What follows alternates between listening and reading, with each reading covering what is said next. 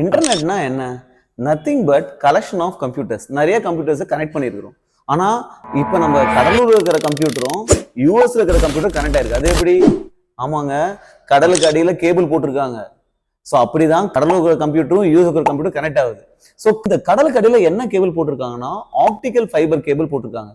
யூஸ்வலா வந்து பாத்தீங்கன்னா டேட்டாஸ் வந்து கம்ப்யூட்டர்ல ஒன்ஸ் அண்ட் ஜீரோஸா இருக்கும். ரைட், இந்த ஒன்ஸ் அண்ட் ஜீரோஸா என்ன பண்றாங்கன்னா ஃபைபர் ஆப்டிக்ல நம்ம டிரான்ஸ்மிட் பண்ணணும்னா அதை லைட் சிக்னல்ஸா மாத்தணும். அதாவது ஒன் வந்து ஒரு பிரைட் லைட்டும் ஜீரோஸை வந்து ஒரு டம்மி லைட்டா மாத்தணும். ஸோ டேட்டாவை டிரான்ஸ்மிட் பண்றதுக்கு முன்னாடி டிரான்ஸ்மிட்டர்னு ஒரு டிவைஸ் இருக்கும். அது என்ன பண்ணும்னா நம்ம டேட்டா, அதாவது எலக்ட்ரிக்கல் சிக்னல்ஸ் ஒன்ஸ் அண்ட் ஜீரோஸை லைட் சிக்னல்ஸா மாத்தும். அதுக்கப்புறம் இந்த ஆப்டிக்கல் ஃபைபர் நம்ம டேட்டாவை எடுத்துட்டு போகும்.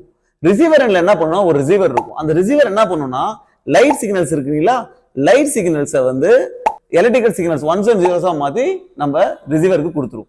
ஸோ இப்படிதான் வந்து இன்டர்நெட் வந்து ஒர்க் ஆகுது. மறக்காம சர்ப்ரைஸ் பண்ணுங்க. தேங்க்யூ.